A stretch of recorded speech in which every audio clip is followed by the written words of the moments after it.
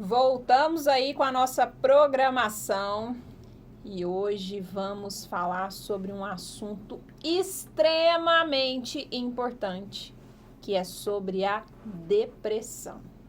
Sério isso, gente, muito sério. De acordo com a Organização Mundial de Saúde, 5% da população do mundo sofre de depressão. Isso é um dado muito sério, muito forte. E de acordo também com a OMS, até o ano de 2030, ela será a doença que mais irá acometer as pessoas no mundo. Os governos irão investir muito dinheiro nesses tipos de tratamento porque as pessoas estão totalmente adoecidas emocionalmente. E o difícil de se lidar com a depressão ainda hoje é porque nós temos muitas crenças a serem desconstruídas acerca desse assunto. Porque a depressão, diferente de muitas doenças, ela ainda é muito mal vista. As pessoas ainda olham para a depressão como se fosse uma frescura, porque ela é uma doença diferente. Ela não é uma doença visível aos olhos nus. Quando você vê, às vezes, uma pessoa que quebrou um braço ou que ela está com uma ferida na perna, que seja, normalmente a gente tem uma facilidade de se compadecer da dor daquela pessoa porque a gente consegue ver. Mas a depressão, por se tratar de uma doença das emoções, da alma, não está visível aos nossos olhos, então a gente acaba julgando aquilo que é a dor do outro, como se fosse uma frescura, uma fragilidade, a pessoa que está com depressão, de alguma forma, ela não estivesse sabendo lidar com as suas emoções, então a gente acaba não dando a credibilidade que deveria para essa doença, que inclusive tem levado muitas pessoas à morte. A própria palavra, se você for olhar, depressão, ela vem muito do espírito geográfico, se você for pensar. Porque o que é uma depressão? Né? É um afundamento. E na nossa vida emocional, é como se tivesse essas depressões. As nossas emoções têm esses picos aí, ó, de instabilidade. Ora nós estamos com o humor mais alterado, ora com esse humor mais rebaixado. Então, existem ciclos da nossa vida. Só que o que eu quero que vocês entendam aqui é o seguinte, gente, presta atenção. A depressão, ela faz com que a pessoa muitas vezes perca o gosto pela vida. As coisas vão deixando de fazer sentido para ela. Aquilo que antes ela gostava muito, ela passa a não gostar mais. Coisas simples que ela tinha satisfação em fazer, de repente ela não vê mais prazer naquilo. E é onde a pessoa vai ficando adoecida.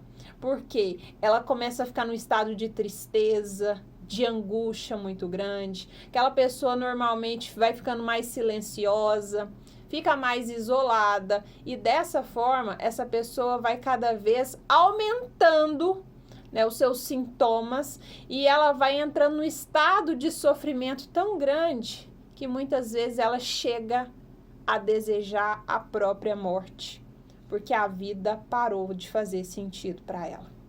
E isso é muito sério. É a hora que a gente precisa entender que essa pessoa precisa de ajuda, e que a ajuda que ela precisa não é só espiritual. A depressão se trata de uma doença e é uma doença que nós precisamos olhar para ela. Porque se não olharmos para essa doença com os créditos que ela merece, muitas vezes a gente chega a perder pessoas queridas por causa da incapacidade que essa depressão desperta nessas pessoas. Então, pensando nisso, pensando aí a respeito da depressão, eu inclusive escolhi hoje uma palavra aqui da Bíblia, que eu acho que de todos os textos que eu já li até hoje, é a palavra que mais se enquadra, que mais se encaixa dentro do contexto da depressão. Justamente por quê? Porque muitas vezes nós levamos a ideia de que a depressão, ela acomete somente pessoas frágeis, pessoas fracas, e não é assim que acontece. Tem até alguns estudos falando que muitas pessoas, antes de suicidarem, por exemplo, postaram fotos nas suas redes sociais de momentos que aparentemente pareciam ser momentos felizes. momentos em que elas estavam viajando, numa festa, confraternizando, enfim. Essas pessoas passavam uma imagem, mas no seu íntimo elas viviam uma realidade completamente diferente. Então, com essa mensagem que eu trago aqui hoje para vocês, eu espero que o Espírito Santo possa trazer convencimento, possa clarear a ideia de vocês. Então, abra o seu coração nesta noite para ouvir uma mensagem abençoada e eu espero que ela fale assim profundamente no seu coração. Amém? Então, hoje nós vamos lá no livro de Reis. 1 Reis, capítulo 19. Livro de 1 Reis, capítulo 19. E hoje nós vamos falar um pouquinho da história de Elias. Quem conhece aí a história de Elias, um grande profeta, um grande personagem que passou aqui pela Bíblia e que deixou o seu legado. Então vamos aí. 1 Reis, capítulo 19, e hoje nós vamos lá no versículo 4. O texto é grande, mas eu quero ir no versículo 4 e depois eu vou lá no versículo 10. E assim diz a palavra. Ele, porém, foi ao deserto, caminho de um dia, e foi sentar-se debaixo de um zimbro, e pediu para si a morte, e disse: já basta, ó Senhor, toma agora a minha vida, pois não sou melhor do que os meus pais. Agora lá no versículo 10. E ele disse: tenho sido muito zeloso pelo Senhor, Deus dos exércitos, porque os filhos de Israel deixaram a tua aliança, derrubaram os teus altares, mataram os teus profetas à espada, e só eu fiquei, e buscam a minha vida para atirarem. Fecha seus olhos. Poderoso Deus, Pai amado, Pai querido, usa-me neste momento como um canal de bênção na vida dessas pessoas que estão aqui ouvindo essa mensagem. Senhor, que eu desapareça e que o Espírito Santo venha resplandecer. Em nome de Jesus. Amém. Pessoal, eu gosto muito desse texto porque ele fala da história de um dos grandes profetas da Bíblia, talvez um dos maiores, que é a história de Elias. Não sei se vocês sabem, mas Elias foi um profeta de Deus que viveu no século 9 antes de Cristo, durante os reinados de Acabe e Acasias no Reino do Norte. A Bíblia em si, ela não relata fatos sobre a vida pessoal e familiar de Elias. Ele era um tisbita que morava na terra de Gileade, que ficava ali no leste do Rio Jordão. E o nome Elias, ele significa Jeová é Deus. E o ministério de Elias, ele está registrado no livro de 1º e 2º Reis. E Elias, ele profetizou em um tempo muito difícil de Israel, um tempo de forte idolatria daquele povo. Aquele povo estava idolatrando ao Deus Baal. Então, Elias, ele recebeu a responsabilidade de lembrar aos israelitas que eles eram um povo do Senhor e não um povo de Baal. Então, Elias, ele vem com essa missão. O seu ministério estava com este legado, de trazer aquele povo que estava em constante pecado, em constante idolatria, para o arrependimento. Elias, se você for olhar nos capítulos anteriores, a palavra conta aqui da sua trajetória. No momento em que ele chega a Acabe, porque Elias, ele era um porta-voz de Deus. O Senhor falava diretamente com ele e ele dava o seu recado ao povo. Então o Senhor chega para Elias e ele fala para ele, profetiza aqui para Acabe. Quem era Acabe? Ele era o rei de Israel naquele momento e ele era o marido de Jezabel. Quem aí já viu falar a respeito da Jezabel? Muitas pessoas até falam assim, fulano tem espírito de Jezabel, porque pensa em uma mulher perversa. Uma mulher que muitas pessoas, né, a taxam de feiticeira, idólatra. Ela mandou construir um templo de adoração para o deus Baal. Fazia com que as pessoas adorassem o rei Baal. E Acabe se casou com Jezabel. E de acordo com as escrituras, Acabe chegou a ser o pior rei de todos aqueles que já haviam passado por Israel, pelos seus feitos, pelas suas adorações incabíveis. Então ele era um rei totalmente perverso para a época, e não bastasse a sua perversidade de coração, ele ainda tinha como esposa a própria Jezabel. E ambos, eles tinham posturas que desagradavam ao Senhor. Então o Senhor pede ao profeta Elias que ele vá até Acabe e fale que ele vai mandar, naquele momento, que ele não vai mandar mais chuva. Vai haver um tempo de seca naquele momento. Porque o Senhor queria, através de Elias, mostrar para aquele povo de Israel, e principalmente para o rei Acabe, para Jezabel, quem que era o Deus que governava aquele lugar.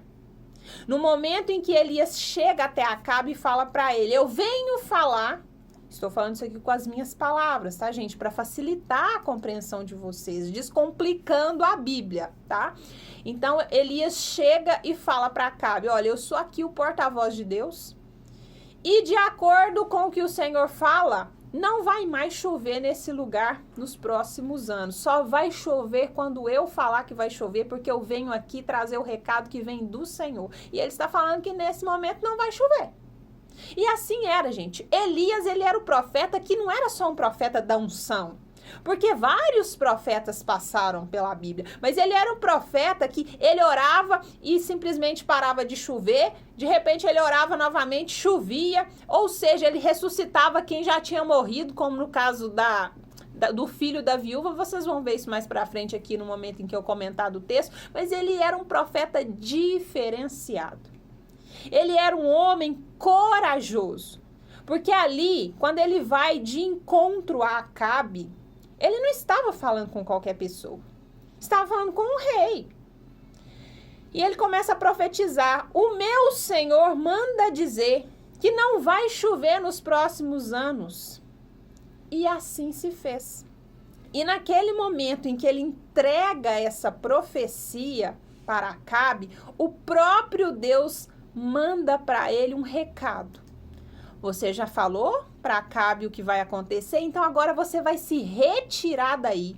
Você vai para o Oriente, junto ao ribeiro de Querite, que está diante do Jordão, e você vai ficar lá, para que você não corra risco. O Senhor quis proteger o profeta. Então mandou que ele fosse para o Oriente, junto ao ribeiro Querite, que está lá diante do Jordão. E o Senhor, ele é tão providencial, tão maravilhoso, que ele não só mandou Elias ir para aquele lugar, como ele falou: você será alimentado pelos corvos e pela água daquele ribeiro. Haveria seca naquele lugar, mas para Elias não haveria, porque o Senhor, mesmo diante de tempestade, diante de lutas, de dificuldades que todas as pessoas possam estar passando, aqueles que são os escolhidos dele, ele separa a dedo e ele cuida de uma forma diferenciada. E assim ele fez com Elias. Mesmo que Elias andasse só, ele caminhava só na maioria das vezes, ele sempre estava acompanhado de um moço, de um dos seus servos ali, que aprendia com ele, mas ele era um homem muito solitário. Então Elias, no momento em que ele está ali, diante daquele ribeiro, diz a palavra que ele bebe da água do ribeiro e ele é alimentado por corvos. Os corvos ficavam incumbidos de quê? De levar pão e carne para ele durante o dia e também durante a noite. E assim foi por muito tempo. Até que mais uma vez o Senhor fala diretamente com ele. Porque a seca daquele lugar se agravava, uma vez que o Senhor não mandou mais chuva, então aquele ribeiro já não tinha mais a capacidade de matar a sede de Elias. Então o Senhor fala para ele: vai para a casa da viúva de Sarepta. Eu estou falando para você que essa viúva irá te sustentar nos próximos dias. você vai se acolher naquele lugar e ela irá entrar com a provisão na sua vida. Então Elias vai, ele chega até essa viúva e ela está ali mexendo com a lenha e ele fala para essa viúva que tinha um filho: dê-me de comer. E aquela viúva naquele momento abre seu coração e fala: meu senhor, eu não tenho o que oferecer nem para o meu filho, quem dirá para você. Não é que eu não quero dar, é porque eu não tenho mesmo. Então Elias naquele momento, mais uma vez, diante da autorização do Senhor, ele profetiza na vida daquela mulher e ele faz transbordar o quê? O azeite na botija. Ele faz com que tenha provisão para aquela viúva, para o seu filho e para ele também. Ele chega abençoando a vida daquela mulher e a vida do seu filho. Aquela mulher que não tinha o alimento para ela, de repente ela passa a sustentar ela, o filho e o próprio Elias. Até que chega um determinado momento em que o filho dessa mulher adoece. E no momento que ele adoece, esse filho, o estado dele se agrava e ele vem a morrer. E aquela mulher começa a associar que aquela doença do filho, que a morte do filho, vinha em decorrência da estadia de Elias na sua casa, como se no momento em que ele chegasse, as coisas tivessem piorado para ela. Nós, às vezes, temos essa mania, né, de querer achar uma justificativa para as tragédias que acontecem na nossa vida. A gente sempre quer achar um culpado. E normalmente sempre são as pessoas que estão mais próximas. E ali naquele momento ela joga isso na cara de Elias. Então Elias ora. Ele tinha uma capacidade que nós cristãos muitas vezes deixamos de utilizar, que é o recurso da oração. Porque todas as vezes que o cristão se prostra em oração, que ele é fervoroso, temente ao Senhor, que ele está ali firme na fé, o Senhor honra, o Senhor sustenta. E ali naquele momento, Elias ora ao Senhor e fala: Senhor, até quando, né, eu vou ficar pagando por isso aqui, por uma coisa que eu não fiz? A mulher tá me culpando aqui. Gente, estou falando aqui com a minha tradução, tá? Tradução da Fabíola. Na palavra não está com essas palavras, mas somente para facilitar a compreensão de vocês. Então ele ora ao Senhor e pede para que o filho daquela mulher volte a viver. Olha a propriedade da fé desse homem. Ele não estava pedindo por uma simples provisão. Ele não estava pedindo por um probleminha que estava acontecendo na vida da mulher. Ele estava pedindo vida para alguém que já estava morto. É o Senhor falando aqui hoje com algumas pessoas: eu chego aonde não tem mais solução. Eu chego exatamente aonde você já entregou os pontos. Não precisa de você me solicitar quando a solução está nas suas mãos, porque eu sou o Deus do impossível. É justamente na hora que você fala assim: eu não aguento mais, eu não tenho de onde tirar recursos, eu já estou entregando os pontos. O Senhor fala: ora, porque é a hora que eu chego e ressuscito não só o que você está dando como perdido, eu chego para ressuscitar a sua fé. Fala, Deus continua falando com essas pessoas. E assim foi. O filho daquela viúva volta a viver e naquele momento, além da vida daquele filho ser restaurada, restaura-se também a fé daquela mulher. E é onde ela fala para Elias, ela fala dessa forma: agora eu vejo que você é um homem de Deus. E ali, naquele momento em que cumpriu-se a sua missão, naquele lugar, o Senhor mais uma vez fala com Elias. Gente, isso é muito forte, isso é muito forte. O Senhor tinha um contato direto, íntimo com Elias. Presta atenção, você poder ouvir Deus assim, ó, bem de pertinho, é o que Elias podia. Ele era um homem corajoso, porque aonde o Senhor mandava, ele ia, porque ele era obediente. Obediente. Então, no momento em que ele está ali, na casa daquela viúva, ele cumpre a sua missão, o Senhor manda que ele saia dali e que ele vai se apresentar novamente a Acabe, porque ele mandaria chuva. Olha isso. No início da mensagem eu disse para vocês que o Senhor manda Elias se apresentar a Acabe dizendo que nos próximos anos não haveria chuva. Aí o Senhor pede para ele se afastar daquele lugar, para ele ficar em proteção, para ele não estar em risco. Por que que o Senhor tirou ele daquela situação? Porque a esposa de Acabe, a Jezabel, que era a perversa, ela era uma perseguidora de profetas cristãos.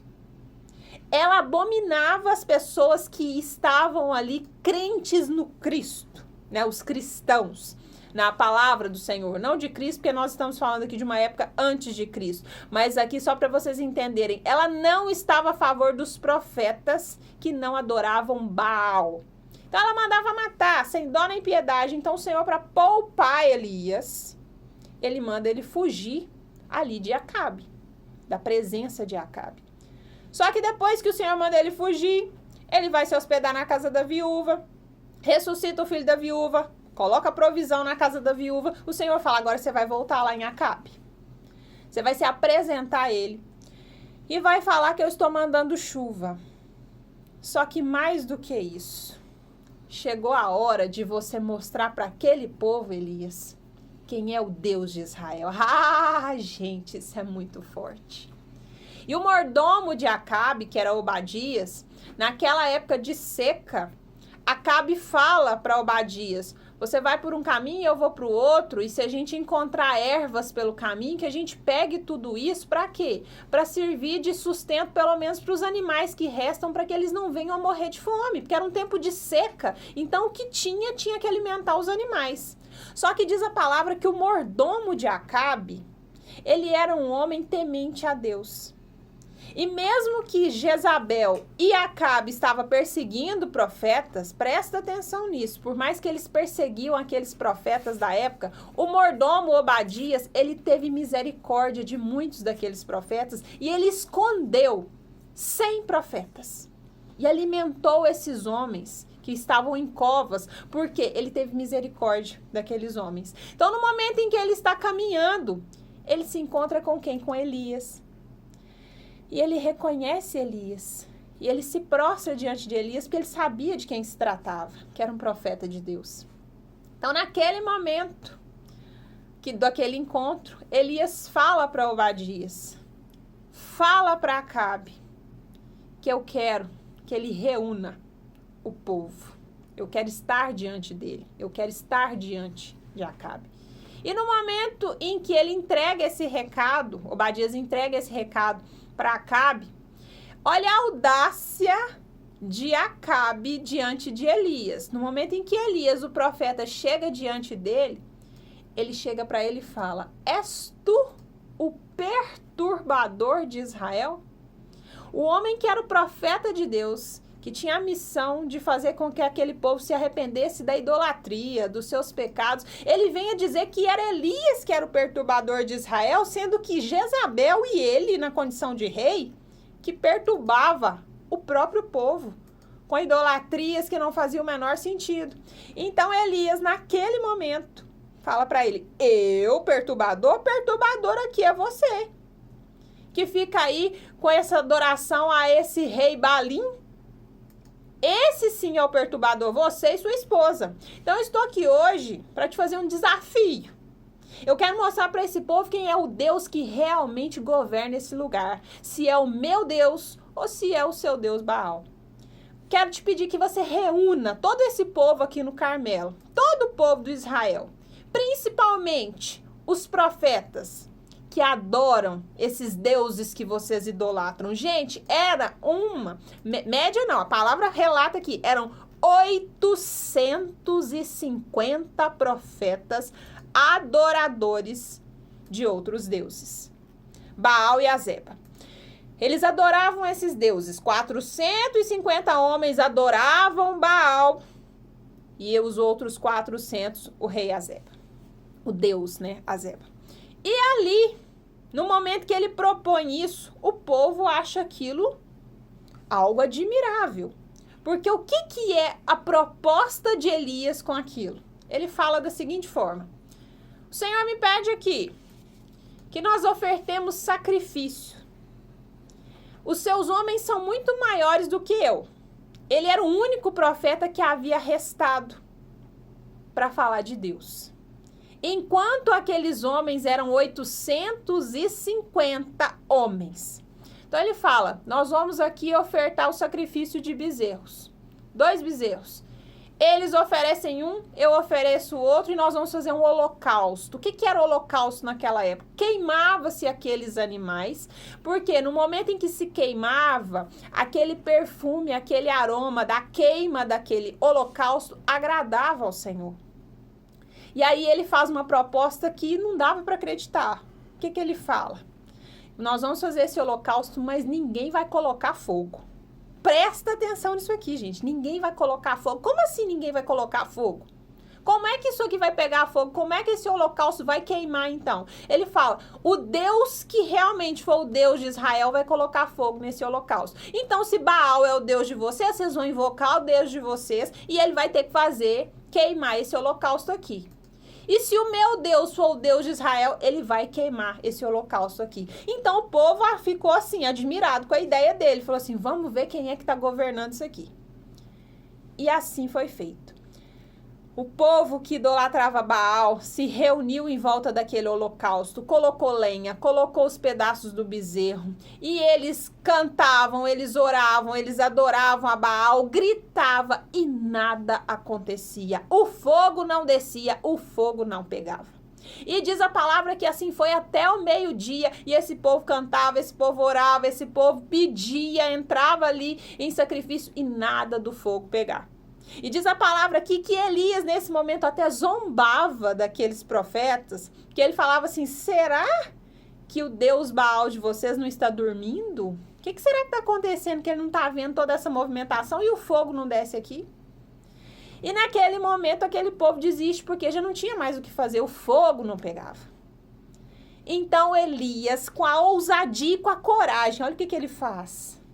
Ele também monta o holocausto do Senhor, mas antes disso ele vai lá e ele reergue o altar do Senhor, que aquele povo havia destruído, o altar de Deus. Ele reergue aquele altar, ele pega 12 pedras e coloca naquele altar. Aquelas 12 pedras representavam as tribos de Jacó, dos filhos de Jacó. Então ele primeiro reconstrói o altar do Senhor. E ele começa a colocar as lenhas do holocausto, ele prepara o animal, coloca ali. Só que o mais interessante e ousado, ele pede para que joguem água. Gente, isso é demais. Jogar água num lugar que precisava pegar fogo. É justamente para mostrar para o povo assim, eu vou mostrar para vocês quem é o Deus que habita nesse lugar, porque vai descer fogo nesse lugar aqui, aonde vocês menos acreditam. Então ele manda jogar água. Jogaram água na lenha. Diz a palavra que jogaram 4 cântaros de água sobre aquela lenha. E ele mandou pela segunda vez, jogue mais água. Não bastando, ele fala, jogue mais pela terceira vez. E diz que a água chegou a encher até os regos que ele havia feito ao redor do holocausto. Porque estava tudo empoçado de água. Não havia a menor possibilidade de pegar fogo naquilo ali, porque estava encharcado. E naquele momento todo aquele sacrifício estava encharcado de água, ele ora ao Senhor. E a oração de Elias é totalmente diferente, porque ele fala, Deus de Abraão, Deus de Isaac, Deus de Israel. Tenha misericórdia disso aqui. Olha para isso aqui, quando ele fala Deus de Abraão, Deus de Isaac, Deus de Israel, ele está lembrando a Deus da aliança que ele havia feito com esses homens. Com esses homens que eram homens o que? Servos. Então ele fala, manda fogo aqui nesse lugar. E naquele momento, o fogo consumiu aquele holocausto. O povo ficou simplesmente estabacado com a situação, porque naquele momento eles tiveram a certeza de que o rei de Israel, o Deus de Israel, né, não era Baal, era o Deus de Elias. E ali naquele momento Elias pede para que o povo traga os profetas de Baal e mata todos. Matou todo mundo, todos os profetas daqueles deuses. E ali acredito eu, isso é uma conjectura minha, não está na palavra, mas meditando sobre o texto nos leva a pensar sobre isso. Conjectura é um pensamento que nós fazemos sobre algo.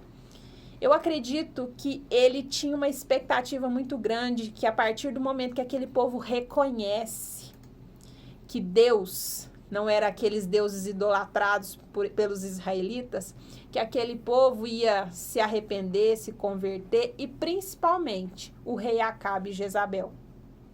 Só que isso não acontece. Acabe leva ao conhecimento de Jezabel tudo aquilo que aconteceu, só que aquilo levanta ainda mais a ira daquela mulher, e aí que ela quer mesmo perseguir Elias, e ela jura o homem de morte. Ela fala, continua aqui que eu vou cortar a sua cabeça à espada, assim como foi feito com os profetas. Então ele precisou fugir. E naquele momento que ele foge, a palavra onde eu li aqui para vocês hoje, fala de um momento em que Elias foge e ele pede ao Senhor a própria morte. Presta atenção nisso.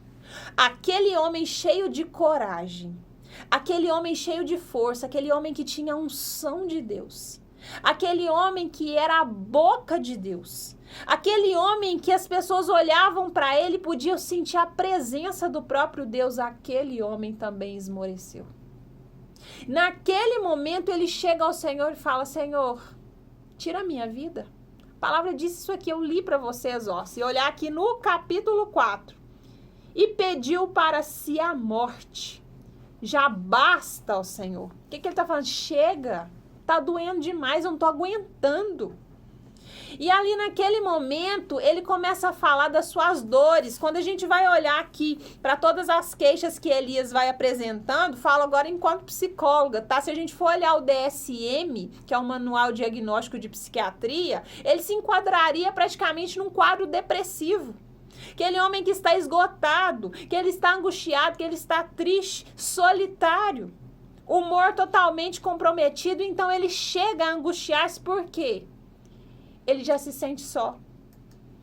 E muitas vezes, quando eu olho para esse texto, me faz lembrar de muitas pessoas que estão assim como Elias, cansadas, sobrecarregadas, mas são pessoas de força. Porque muitas pessoas acham que a depressão, por exemplo, ela vem somente de pessoas fracas, sensíveis, e não. Aqui a gente está falando de um grande profeta. Um homem que profetizou num tempo muito difícil e que em momento algum ele deixou de fazer aquilo que era vontade do Senhor. Um homem que afrontou rei. Um homem que estava diante de 850 profetas, comprando uma briga sozinho. Ele foi, mostrou força, mas chegou um momento que ele não aguentou mais. Ele chegou a pedir a própria morte, que é o que lá na psicologia, na psiquiatria, a gente fala ideação suicida. Aquela hora que a vida para a pessoa perde o sentido e ela pede a morte. Por quê? Porque ela não está aguentando mais. E aí um outro ponto que me chama a atenção nessa palavra é porque o momento em que ele foge por ele mesmo. Vocês pararam para prestar atenção nesse ponto da mensagem? Todas as vezes que ele havia fugido, era por orientação de Deus. Primeiro momento que o Senhor fala, vai para o Oriente ali, junto do ribeiro de Querite, porque lá eu vou mandar a provisão para você, para que você não corra risco. Era um pedido do Senhor. Depois, quando o Senhor pede para ele ir para a casa da viúva, também era um pedido do Senhor. Posteriormente, o Senhor fala, vai até Acabe. Era um pedido do Senhor, mas aqui nesse momento em que ele se angustia, que ele se deprime, o Senhor não tinha falado para ele para fugir. Do que aquele homem estava temendo? Se ele já tinha matado aquela quantidade de gente, o Senhor já tinha feito coisas sobrenaturais sobre a vida daquele homem, por que naquele momento ele fugiu se o Senhor não tinha falado isso para ele? Isso nos faz pensar também na nossa vida. Momentos de angústia, de tristeza, de depressão. Será que nós paramos de ouvir a voz de Deus? É aquele momento que a gente desacredita até da nossa fé. Momento que a gente questiona se Deus existe ou se não existe. É a hora que a gente começa a dar muito ouvido para as vozes das nossas emoções e a gente para de ouvir aquilo que o Senhor tem falado conosco. Assim foi com Elias. Só que mesmo assim o Senhor não o abandonou. O Senhor esteve com ele, o Senhor sustentou. E o que mais me chama a atenção aqui no ápice dessa mensagem é o quê? O momento em que eu vejo uma expectativa muito grande de Elias. Que expectativa que era essa de Elias? Porque, de certa forma, ele acreditava que no momento que ele estivesse ali, convertendo aquelas pessoas ao arrependimento, que aquelas pessoas se arrependessem do que elas estavam fazendo, que tudo estaria resolvido. Só que não. É a hora que ele começa a ser perseguido pela própria Jezabel. E muitos de nós estamos assim como Elias. Sofremos demais porque criamos expectativas grandes em cima de coisas e pessoas. Criamos expectativas em cima do nosso trabalho, dos nossos relacionamentos. Esperamos que aconteça do nosso jeito, da nossa forma. E o Senhor, Ele nos frustra o tempo todo porque não é do nosso jeito, é da forma que o Senhor quer. E Elias aqui estava o quê? Frustrado, porque era uma expectativa muito grande que ele não conseguiu o quê? Ser correspondido. Então, isso acontece muito também com as nossas emoções. Muitas vezes estamos angustiados, deprimidos, porque doamos demais, nos colocamos a serviço demais de outras pessoas, queremos servir e ajudar, mas colocamos uma expectativa muito alta. E nem sempre essas expectativas são correspondidas. Então, com essa mensagem de hoje, com essa reflexão, eu quero deixar aqui para você esse pensamento. Será que essa angústia, essa tristeza que tem acometido o seu coração, ela é realmente algo real? Ou é porque você parou de ouvir aquilo que o Senhor tem te orientado, te direcionado e tem dado muito ouvido para as suas emoções, para aquilo que o seu coração tem falado, aquilo que tem gritado na sua alma?